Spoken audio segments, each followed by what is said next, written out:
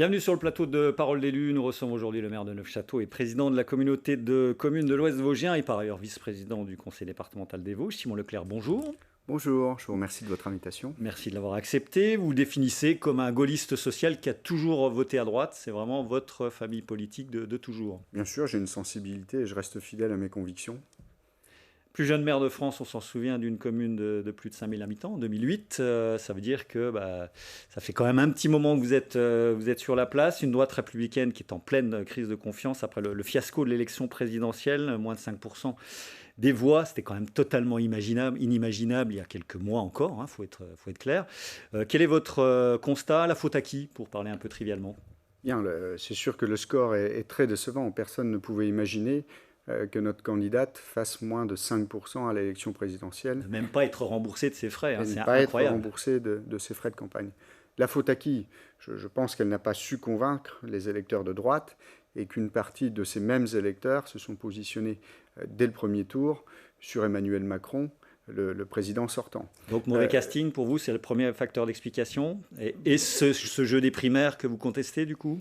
Je pense que la primaire est une erreur. D'ailleurs, tous les partis qui y ont recours font des résultats très faibles aux élections présidentielles.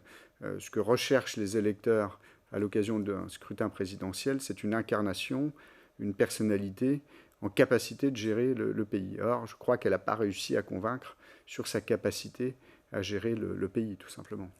Ce qui vous met dans une posture très très compliquée à l'aube du troisième tour, ce qu'on appelle classiquement le troisième tour, celui des législatives. Vous soutiendrez dans votre circonscription, celle de la Plaine, le député sortant Jean-Jacques Gaultier, qui était passé en force dans votre camp il y a 5 ans, on s'en souvient, à votre grande dame, puisque vous étiez candidat un temps. Tout est aplani aujourd'hui, c'est un soutien inconditionnel? C'est un soutien inconditionnel. Jean-Jacques Gaultier a été un député présent, il a répondu aux attentes des habitants du territoire. Nous avions par exemple plusieurs sujets sur le secteur de Neufchâteau sur lesquels il a su s'investir. Je pense par exemple aux dessertes ferroviaires, je pense à la situation du centre hospitalier de l'Ouest vosgien. Nous avons pu travailler main dans la main sur ces sujets importants pour l'avenir de notre territoire. Et puis nous partageons bien sûr les mêmes convictions politiques. Donc c'est pour ces raisons-là que je lui apporte mon entier soutien. On a envie de dire que le mandat parlementaire semble vous fuir. Vous êtes encore jeune, vous avez quand même 42 ans simplement, battu au sénatorial, cette entrave en 2017. Vous avez quand même toujours ça en tête ou pas? J'aime beaucoup ce que je fais aujourd'hui. J'exerce des fonctions intéressantes. Donc, non, je ne serai pas candidat aux élections législatives et j'apporte mon soutien à Jean-Jacques Gaultier. Comment vous voyez les choses alors par rapport à cette circo avec notamment le référent départemental de la REM, La République En Marche, aujourd'hui La Renaissance, et donc même le consortium qui s'appelle Ensemble. Comment est-ce que vous voyez les choses avec aussi un RN, on va en parler dans un instant, très fort? Effectivement, le Rassemblement national a été très fort au premier et au second tour des élections présidentielles sur la circonscription. Et dans votre ville. Et effectivement sur la commune de Neufchâteau. C'est difficile d'y voir clair, en définitive. On ne sait pas comment les choses... Personne ne peut prévoir comment les choses vont tourner. Le sortant a été présent sur le terrain, Jean-Jacques Gaultier a été présent sur le terrain au cours des 5 dernières années. Donc, il est connu et je pense, et je l'espère, reconnu pour son travail. L'élection présidentielle aspire toujours une partie des électeurs derrière. Il y a un vote utile sur le candidat présenté par le président de la République. Et puis, il y a ce niveau très, très haut du score réalisé par le Rassemblement national sur la plaine des Vosges. Qui en général ne se répercute pas sur les élections locales ou mixtes comme celles des législatives, même si là il y aura donc le référent départemental aussi du Rassemblement national, voilà, Sébastien Baird. La dernière fois, le Rassemblement national avait fait 17% des voix au premier tour, avec une Marine Le Pen qui était plus basse qu'elle ne le fut à l'occasion de ces récentes élections présidentielles. Donc je crois que le jeu est ouvert.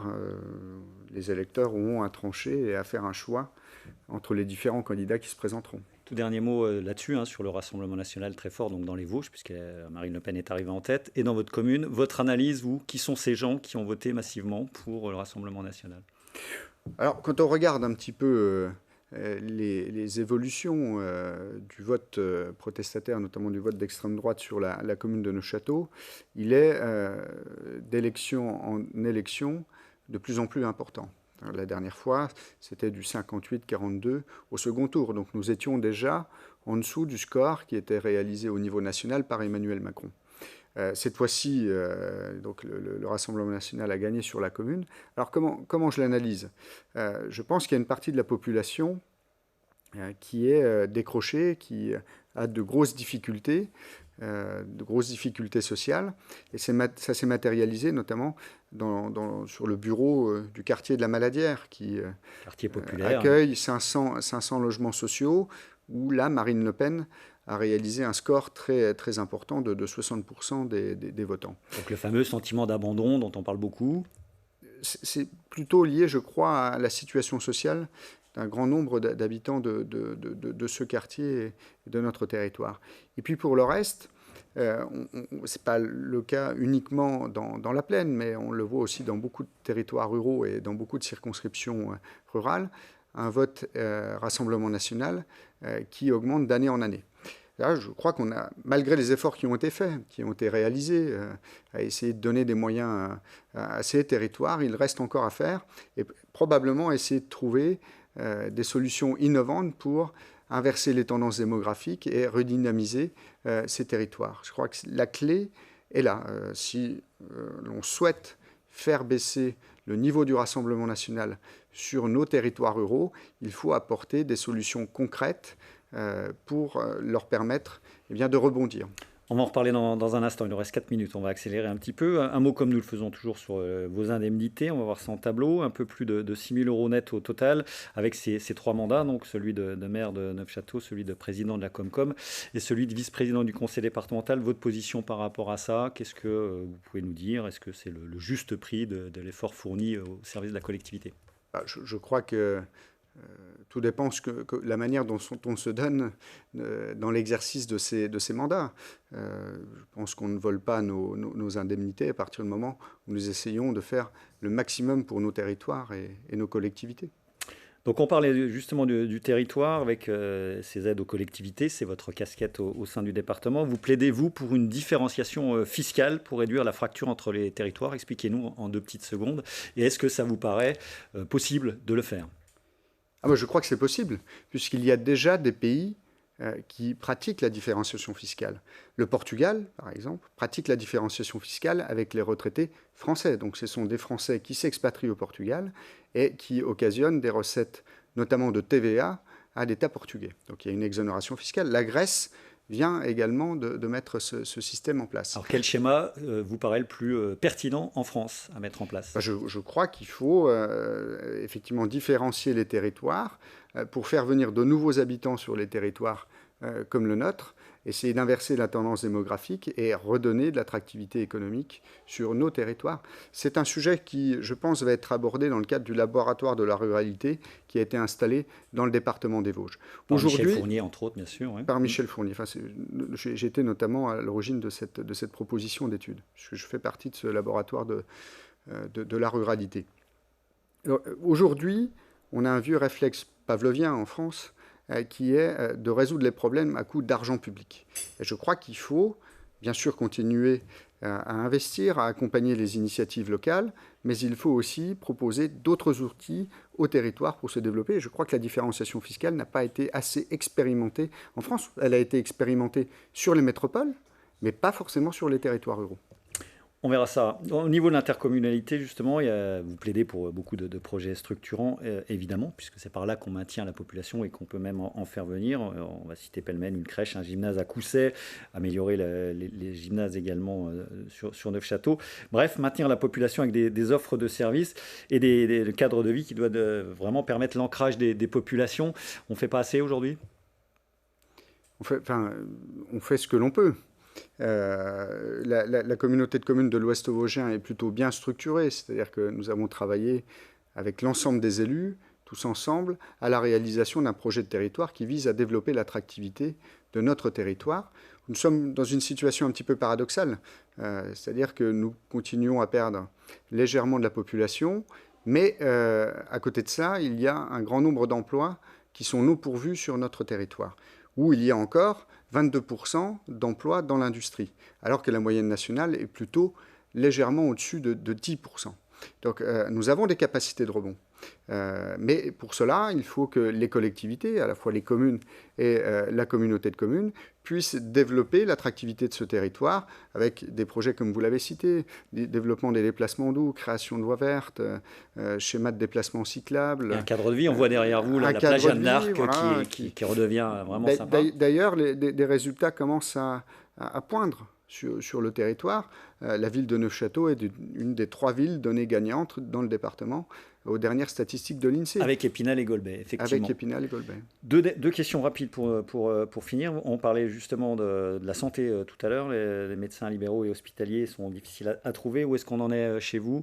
Et notamment au niveau du CHOV, qui a beaucoup fait parler de lui. A priori, la situation est désormais apaisée avec la nouvelle gouvernance. Alors, il y a toujours, bien sûr, au sein du CHOV, un problème de démographie médicale, comme on peut le rencontrer sur les autres hôpitaux vosgiens et dans beaucoup d'hôpitaux en France. Donc, nous manquons de spécialistes dans certains services du CHOV. Néanmoins, nous avions un problème de gouvernance. Aujourd'hui, la situation est stabilisée.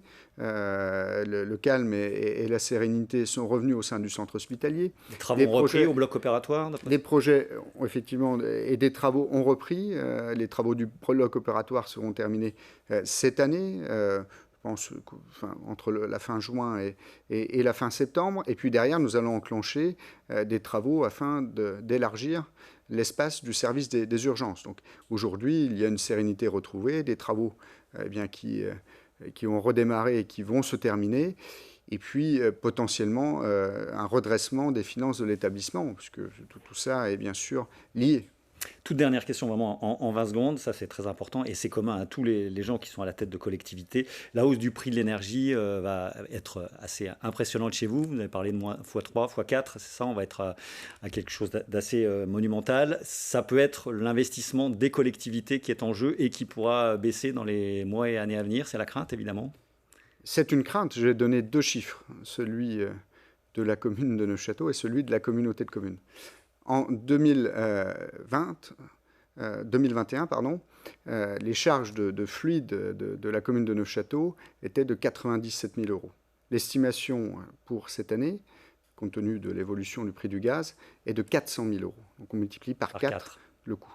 Sur la communauté de communes de l'Ouest vosgien, c'était 200 000 euros, on va dire, en 2021, et ce sera, en fonction des projections qui m'ont été données, 630 000 euros.